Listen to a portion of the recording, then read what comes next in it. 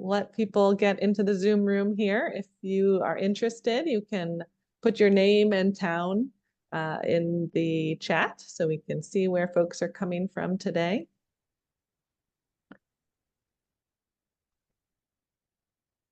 But thanks for being here. We are excited for the first webinar of the winter series for the VECAN. I guess we're calling it a conference, and we're excited to be able to share out some exciting ideas and things that are happening around the state today.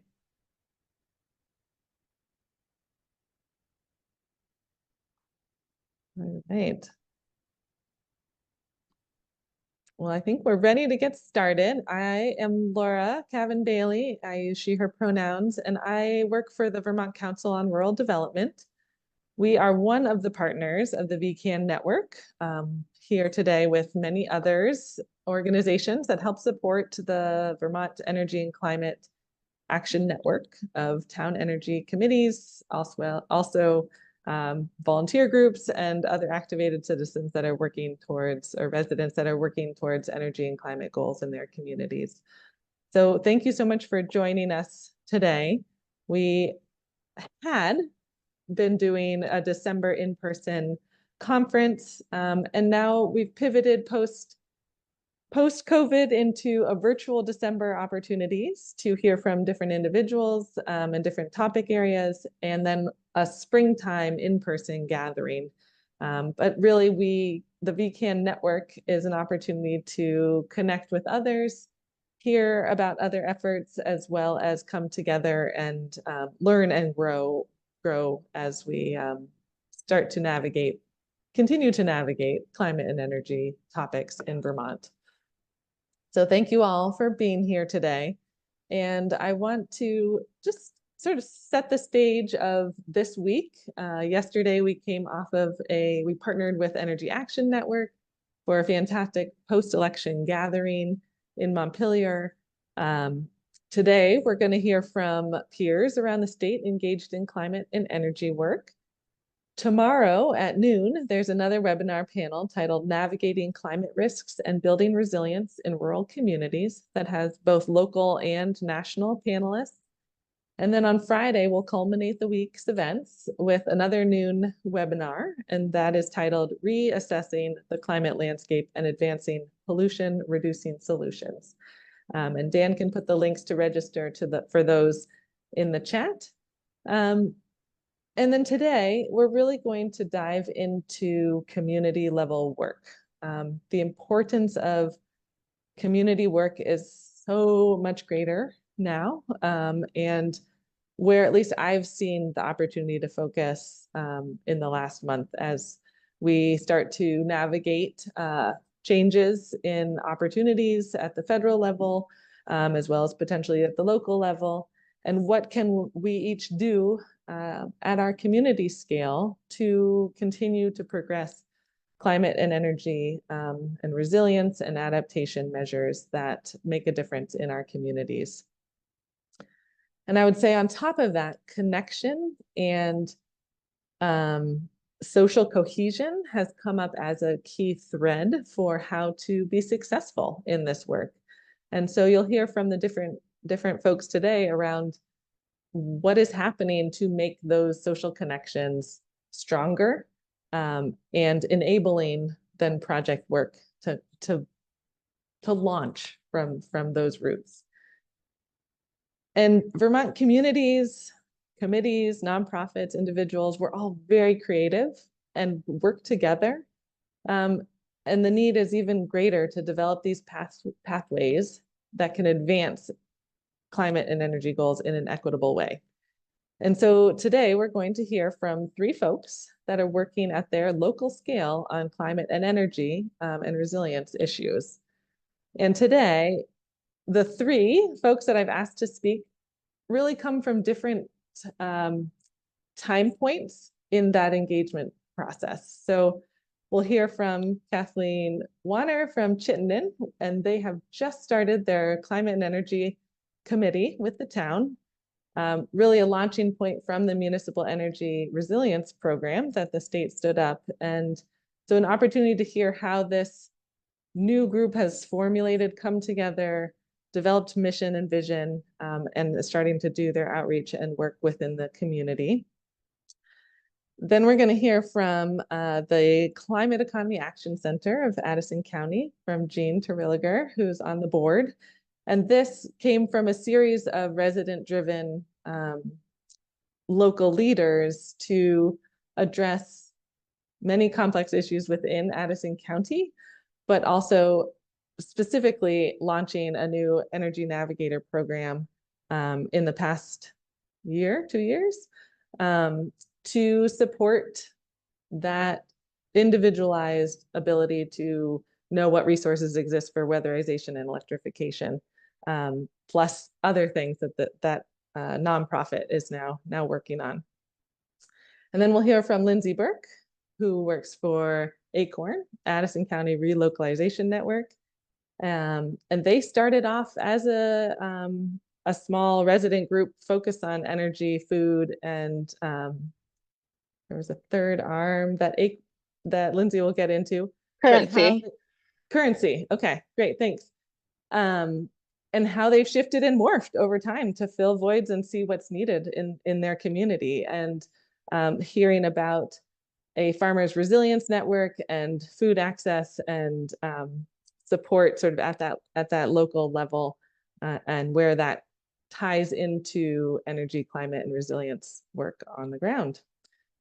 So after we hear from each of these speakers, then we will break out into groups, and you can choose one of those 3 speaker/topic areas to jump into a conversation. So we're going to have pretend that we're in person and not on Zoom here, and have a conversation where you're able to dive in, ask questions, get clarification from each of those speakers, but then also share amongst each other or ask questions collectively of the whole group in that Zoom room, and really use that opportunity to explore potential new avenues or other ways of thinking about the work that you may be taking on in your smaller communities.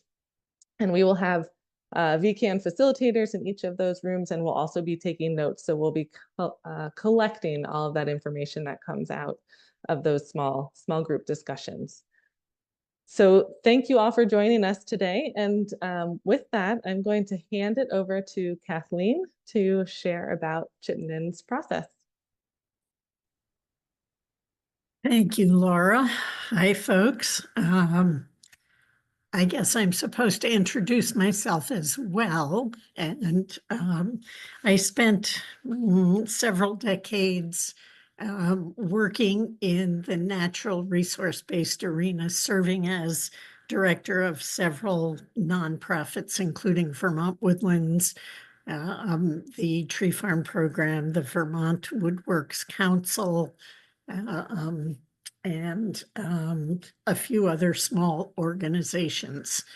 In 2022, I retired. I wasn't quite ready for that, but family illness kind of forced that on me. And so in the ensuing year, I really needed to go find places where I felt I could be uniquely useful to the universe. And so that led me to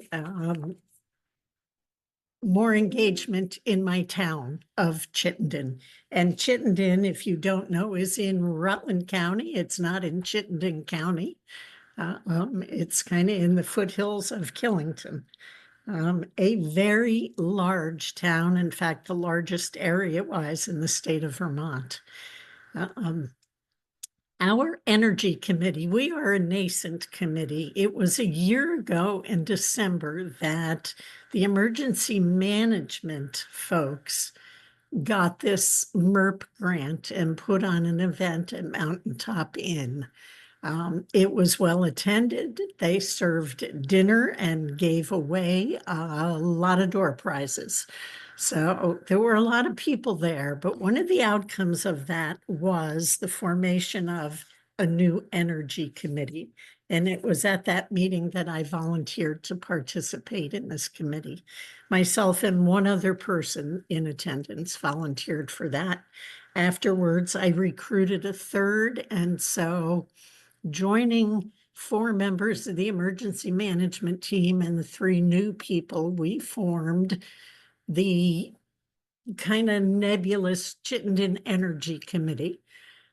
Soon after that, I applied to the Climate Economy and Resilient Communities program for a little assistance because we really didn't know how to launch, what we should do, how we should do it. We really needed help with some strategic planning. Excuse me. And so we were fortunate enough to get assistance from VCRD and from Laura, who came and did several meetings with our committee. We became the Chittenden Energy and Climate Committee to broaden our scope. And we developed our vision and our mission. And our vision really is that we will have collaboration with our local community and with neighboring towns to develop solutions that solve some of our complex energy and climate problems. And we will do that by sharing information, education, identifying those areas where we can have the most impact toward reducing energy consumption, maybe, increasing renewable energy use and advancing other climate resilient strategies for the community. One of the things that we identified very early on was that we had no money. We were a committee, we were sanctioned by the select board. We work under the Chittenden Select Board, report to them once a month. But there was no money in the budget for our committee. And all the wonderful things we wanted to do were hampered by that lack of funding. And the other problem, Chittenden, as I said, is a very large town. We have about 1,200 residents. We are really scattered across 75 square miles. And so bringing people together is difficult. We have actually 2 village centers, one in the north and one in the south. And so there's a lot of separation in the community that we really are trying to bridge. And so what was so important to us was funding for some outreach. How do we know what the people in town want, and how are we going to get that? So about that time, this grant came across our radar for the ECBG Energy Efficiency Conservation Block Grant Program through Vermont Public Service Board and Department of Energy. It's a federal grant. It was a $50,000 minimum application. There were several people on the board who said, that's crazy. We can't spend $50,000. One of the things I had learned in my work with nonprofits is, oh, yes, you can. You just need to be creative about what you need, and you need to define that really well so that it fits the parameters. We actually were awarded that grant. I am very happy to say we just got the signed agreement. We got $60,500 to do outreach, to hire a consultant who will do that outreach in our community, whether it is through, in-person visits, knocking on doors, going to other meetings, calling meetings for people to come, just being engaged in the community. So we have that funding to bring a consultant on board. We also have funding in that grant for our committee so that when we want to do workshops, we'll be able to do those. We've actually held 2 events already without our funding. We have a Chittenden Days every year when the town gets together at the Barstow School.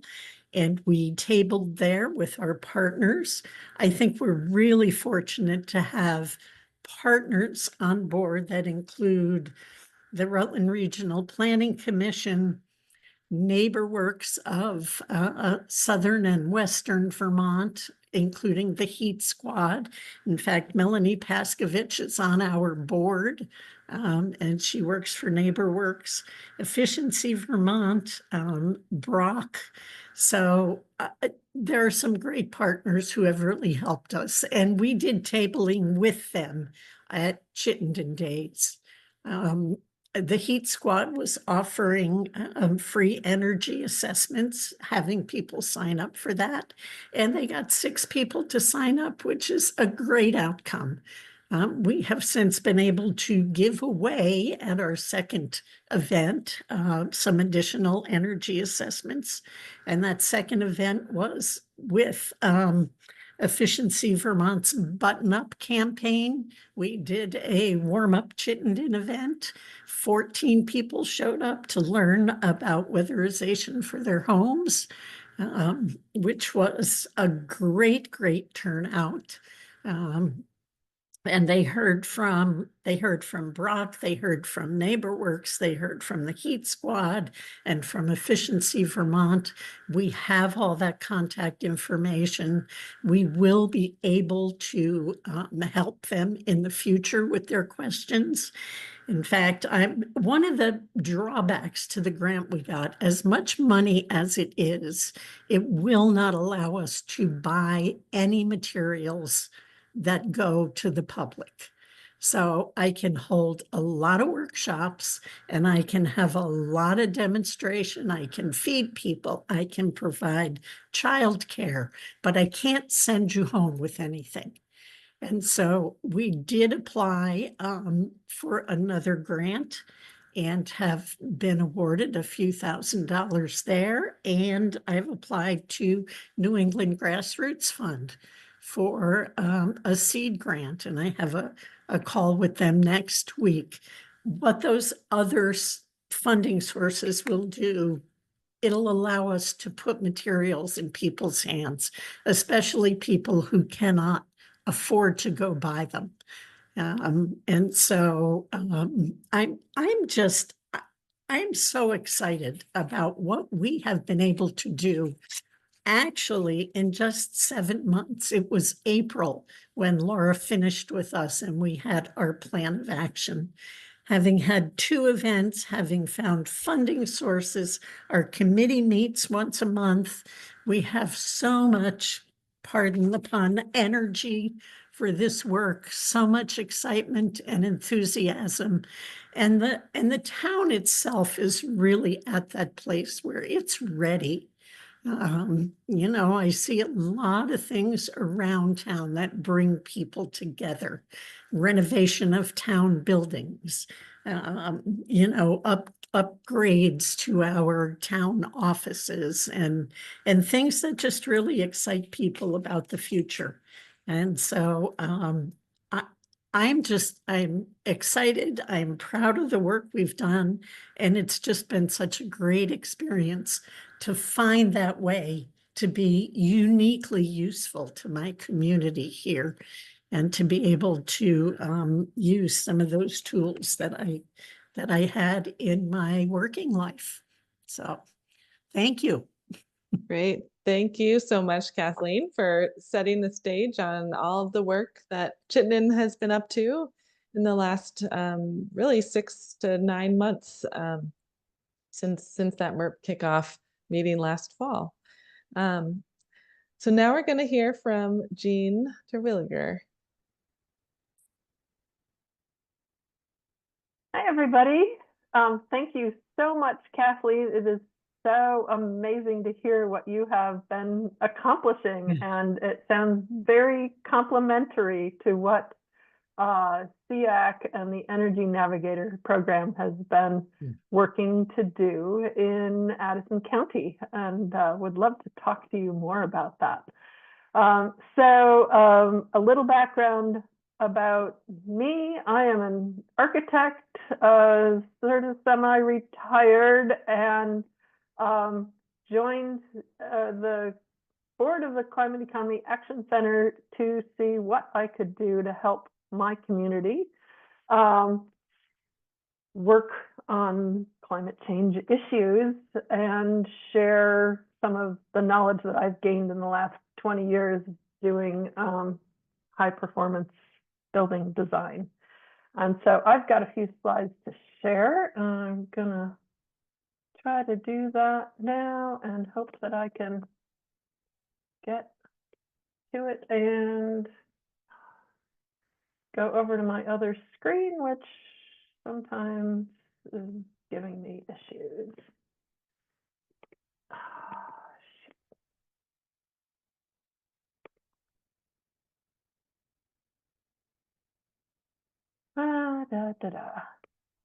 Okay, am I there?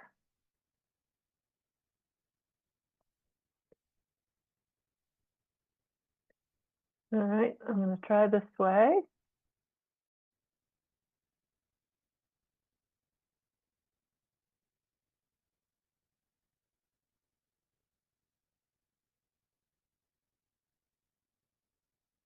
Okay.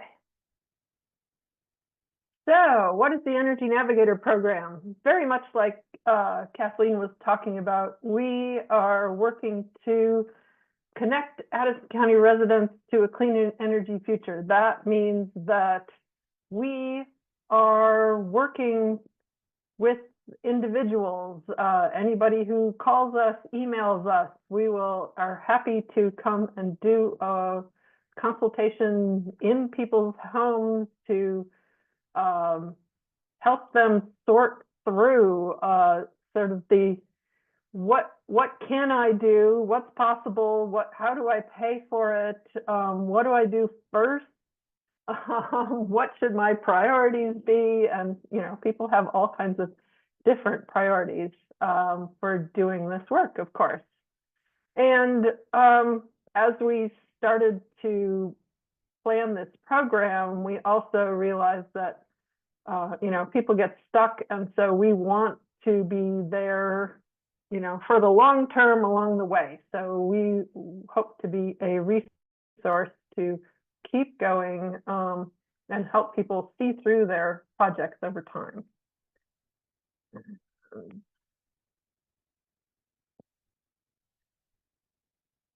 So the Climate Economy Action Center was founded in 2019 to see what we could do specifically in Addison County to try to help out and combat climate change. These are some of the things that are going to happen in Addison County and throughout the state if we keep going on the path we're going. And so the Climate Economy Action Center completed a countywide climate action plan in June of 2022. And out of that came a number of possible projects to work on.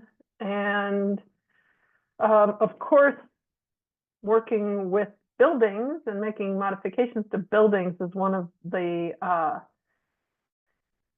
big areas that we need to work on. Up to 1/3 to 40% of our energy use is in buildings. And so a couple of key actions out of the Climate Action Plan were we want to electrify everything when it breaks.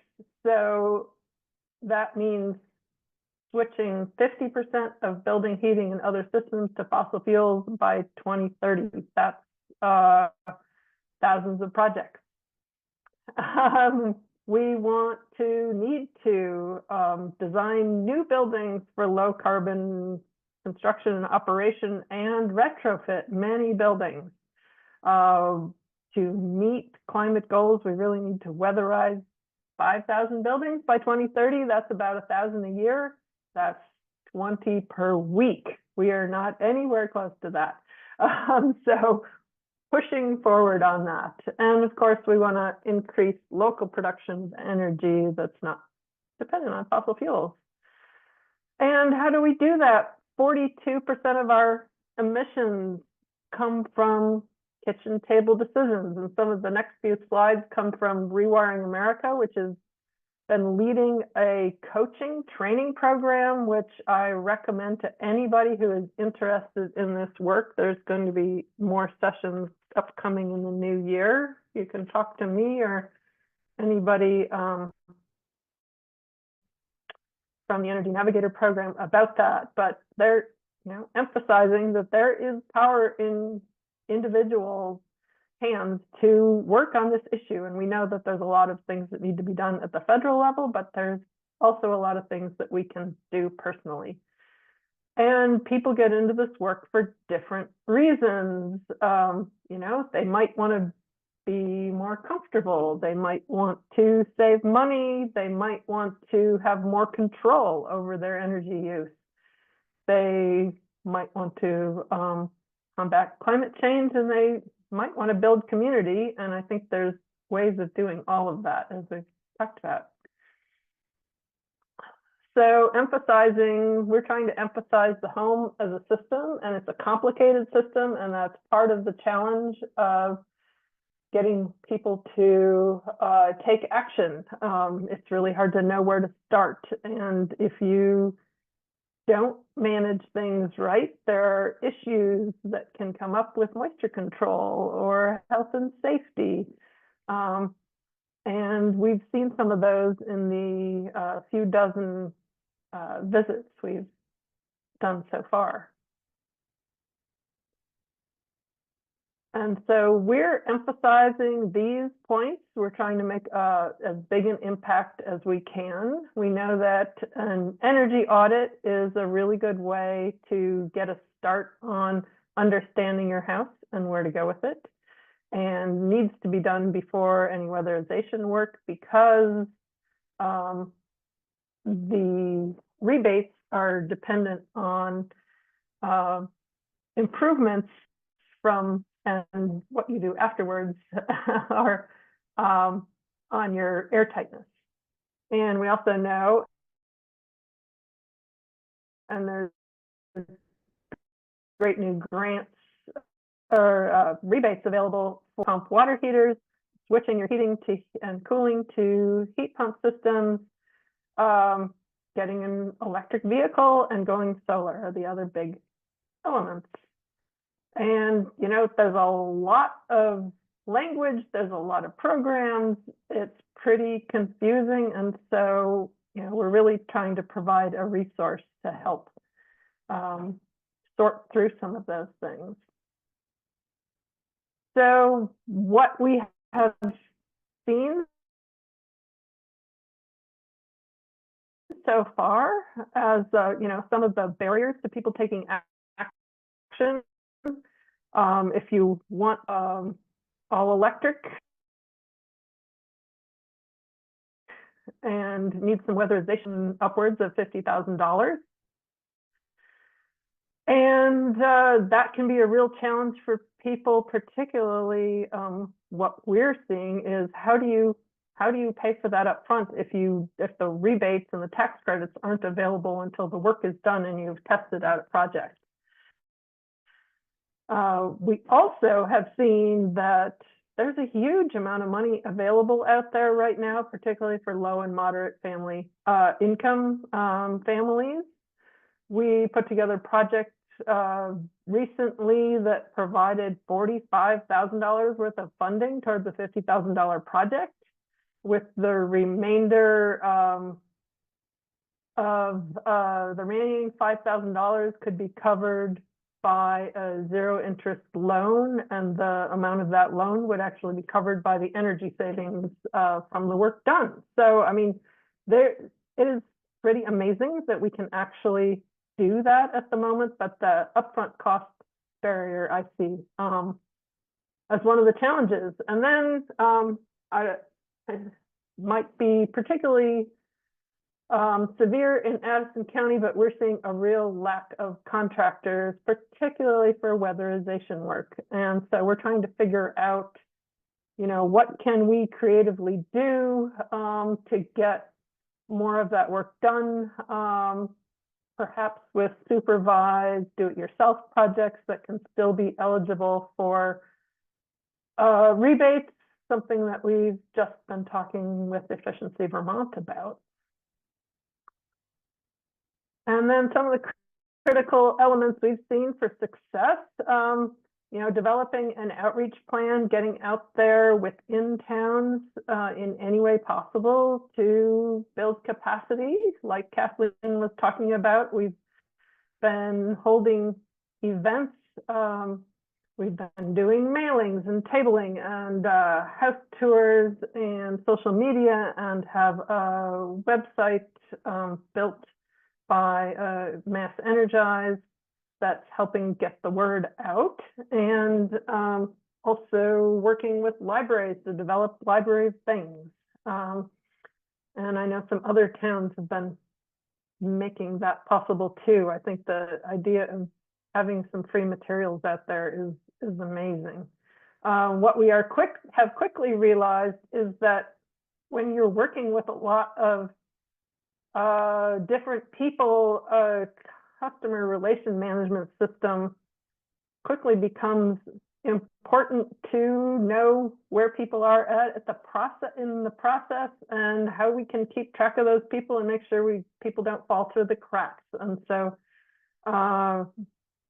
Mike Roy, one of our board members, has been working to set us up with a program called Monday.com so that we can really keep track of people. So, you know, I think you get beyond 10 people and it starts getting really tricky. So that's been really great to set that up. And I think that, you know, funding is going to be another thing. We have had great support from a number of towns who didn't know how to use their mini MERP funding and are supporting us with that. We have VLIGHT grant, and there's some EECBG money out there too, but that will keep us going for a little while. We have one paid staff person and a Eco AmeriCorps person this year. So that is giving us some capacity to get stuff out there.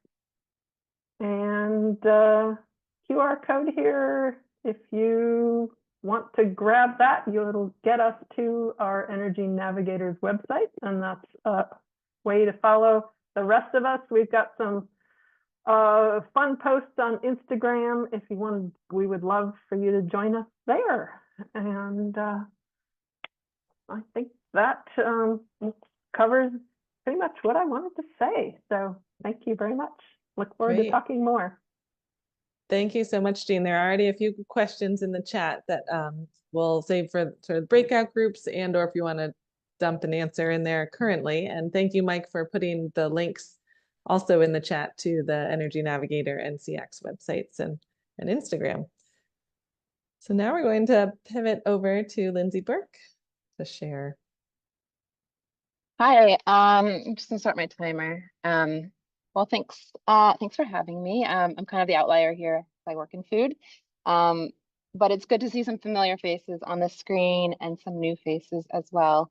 And I just wanted to thank you all for all the work you do. My partner was on an energy committee in Brandon, so I know what you all are up to, and I appreciate it. So I live in Brandon. I'm Lindsay Burke. I'm the executive director of Acorn. I use she, her pronouns.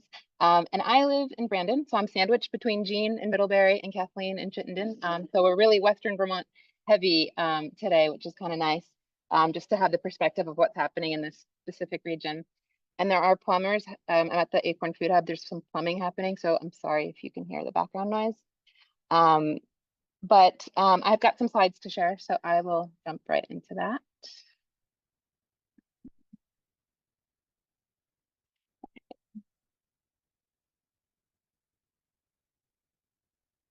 Can you all see my slides?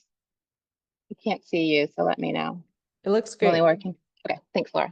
Okay, so ACORN stands for the Addison County Relocalization Network. And as Laura had mentioned, we are a small nonprofit, and we started out as a community-based group. A small group of folks in 2005 were concerned about peak oil, and they wanted to relocalize currency, food, and energy.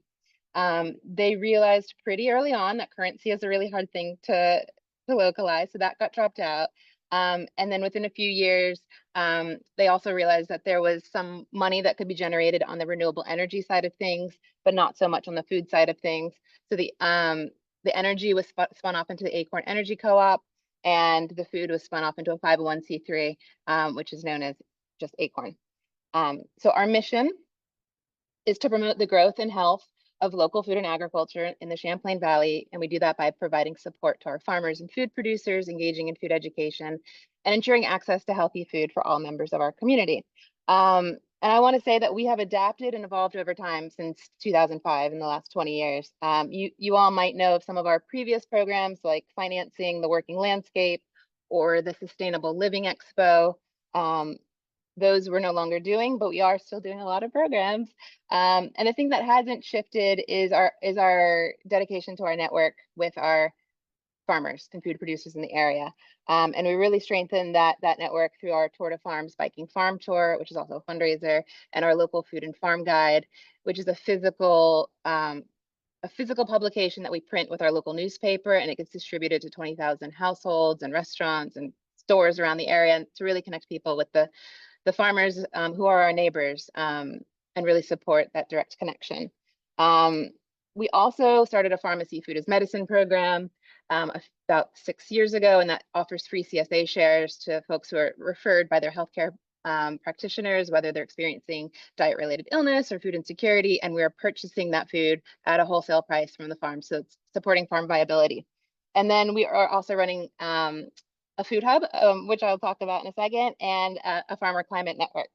But to back up 1 second, like, why are we talking about food on a energy committee meeting? And I can't fast forward my screen. Here we go. Well, you're all here to serve on energy committees, and you're concerned about the climate crisis. And I work in this world because I also am concerned about the climate crisis. I spent a few years traveling the global south, working with farmers in many different countries, and across the board, there was changes happening related to the climate, directly affecting our food supply. And food really threads the needle between human rights and animal rights and land rights. So specifically here in Vermont, it's well, also food relates to climate because it's triple in 3 ways. Depending on your growing practices, farming can cause further damage to the planet, or it can be an incredible healer and mitigator of the harm that's been caused. And of course, our food supply is also severely impacted by the changing climate. And here in Vermont, we're home to only 4% of New England's population, but more than 30% of its agricultural land. And the Champlain Valley specifically is the largest agricultural region in the state and has been identified as one of the 2 most important future agricultural regions in the Northeast. We are also one of the largest conventional dairy producing regions, with about 1/4 of the state's cattle living in this county.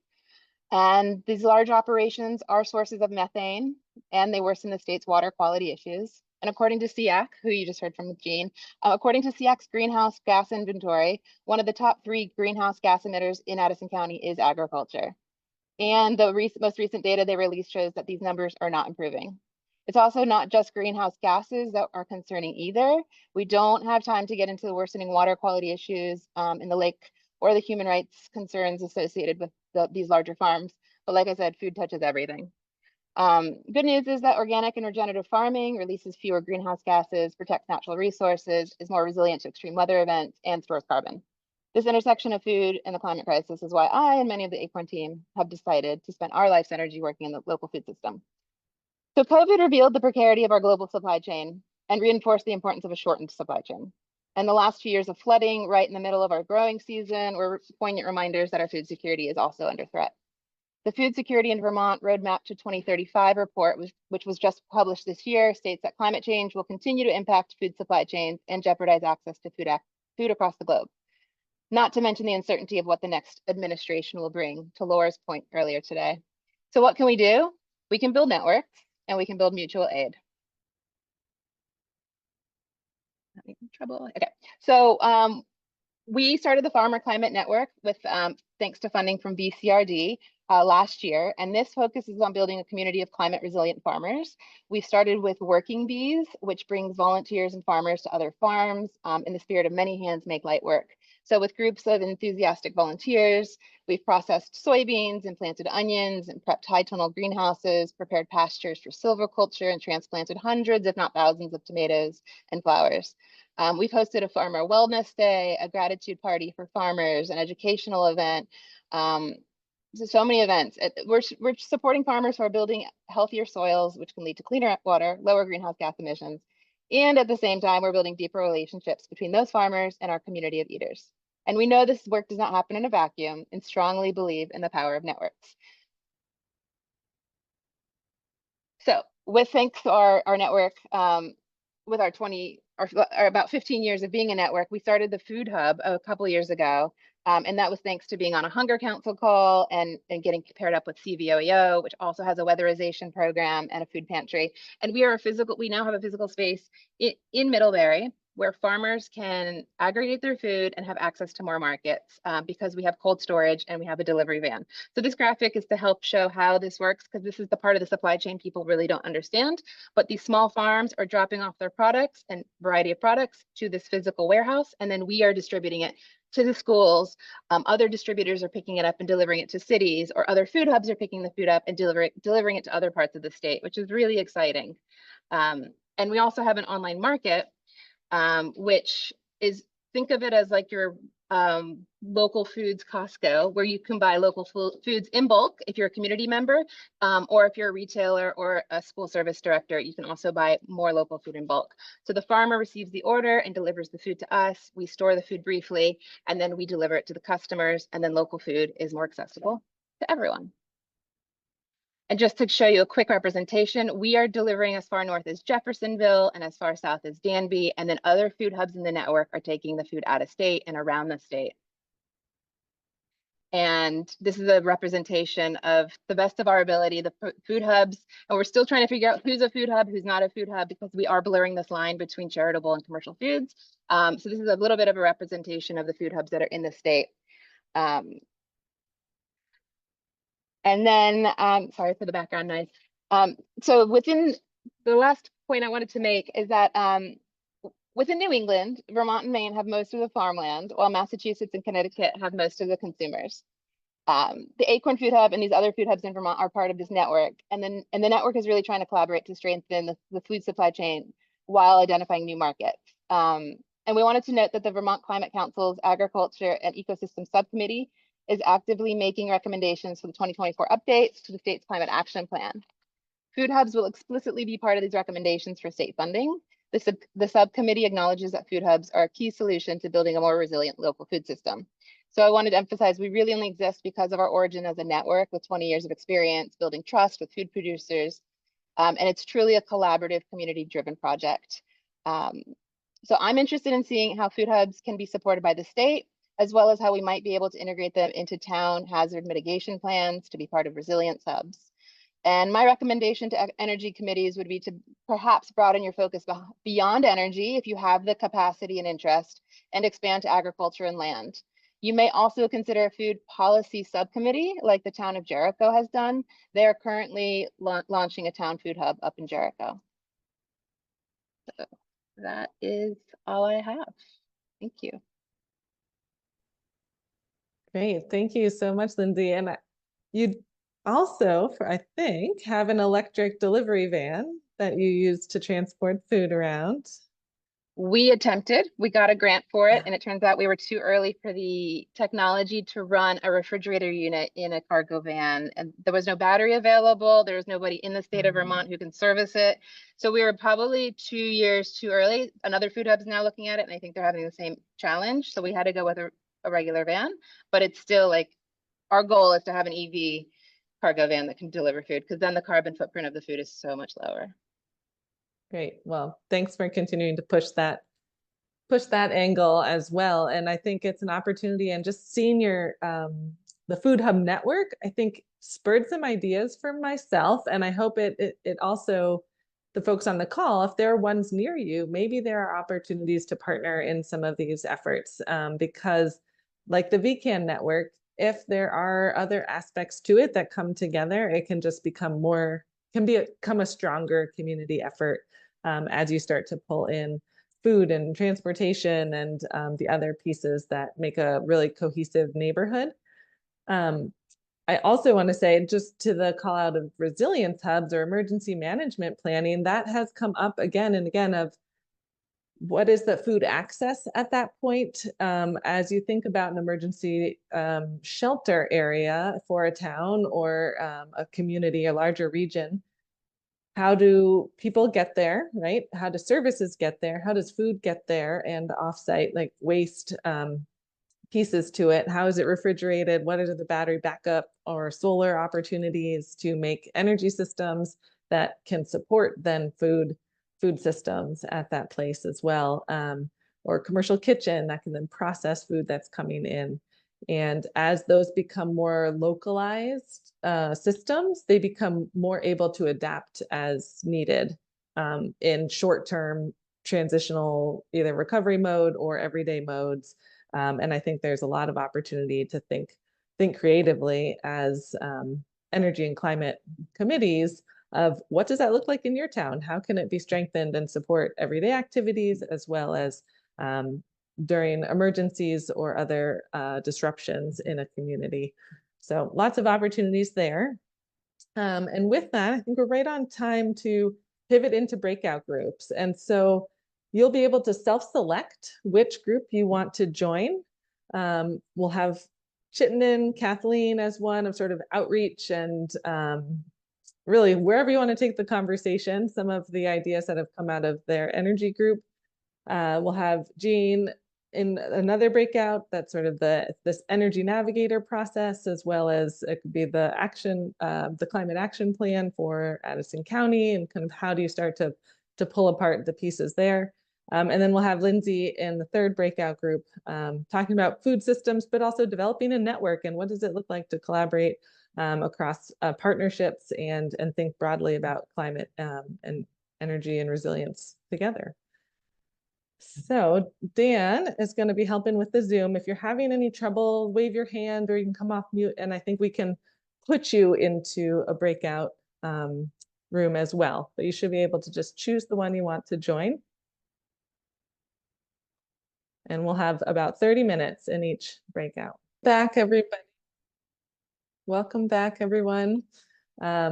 Hope that was a fruitful conversation. I know it wasn't the end of the conversation, so there have been some requests on like what to do next from here. And I know we will have the recording available, slides available, and then we'll look into being able to share a participant list as well for the day today, so folks can continue to make those connections. So in the next little bit of time here, we're just going to hear from each of the groups of sort of key highlights, things that came up in those conversations to share out to the larger group. So let's see, Erica, would you like to share out first? Sure. Hi, everyone. I'm Erica Hiller with Vital Communities in the Upper Valley. I was in the group together with Kathleen for Chittenden Energy and Climate Committee. We actually had, I think, some really important conversation around applying for the grants and actual grant management side, which is something that a lot of town energy communities that are volunteer run and used to working on booth shops. It's the really important discussion around when you're applying for a grant to build in time for grant management for somebody. We talked as well around how to kind of generate more enthusiasm amongst people, and so some creative ideas to try to bring more people in. So we were talking a little bit about like potentially a film event and other things in addition to workshops.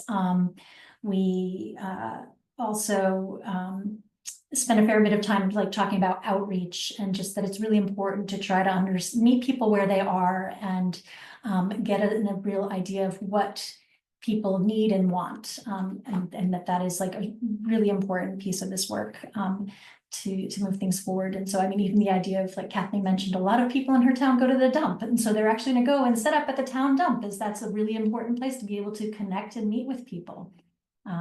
So Kathleen, do you have anything, a particular one point that I might have missed that you want to add? Great. Really key points there, and we can always, any thread too that people find they want to know more about could be a potential winter webinar through the VECAN network. So I don't want to speak out of turn, but you can either email Dan directly, or there may be a follow-up questionnaire that goes out just about this conference series and or other topics that folks may be interested in hearing more about. So thanks. Let's go to Kara. Yeah, I was taking notes with the Energy Navigator program at SEAC and Jean's work. And I'll start at the very end, which was the question, are you ready to expand to other counties? And the answer being not wanting to spread ourselves too thin. But there were a lot of pieces that were highlighted that, well, what is making this program work that maybe other counties could draw from. It felt to me listening that it's very important to have someone who has Jean's level of sort of architectural expertise in building science. And so that's a key piece to sort of anchor the work of volunteers and other staff members. But there are some really good trainings like the Rewiring America training that can help people get some good expertise for helping other people know what they can do with their buildings.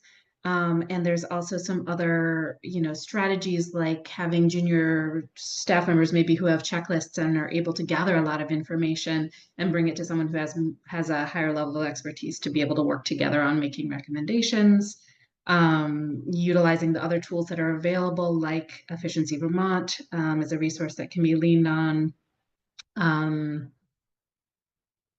There was also some interesting conversation around being cutting edge versus trailing edge. And so someone who had experience with the Rewiring America training was talking about working with contractors who are a little bit more cautious about what some of the technology can do and being able to work with them to bring in more cutting edge, up-to-date information about what these new technologies are able to accomplish.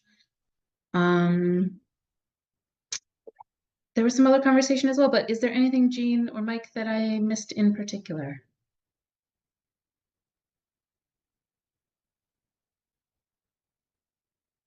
Great. All right.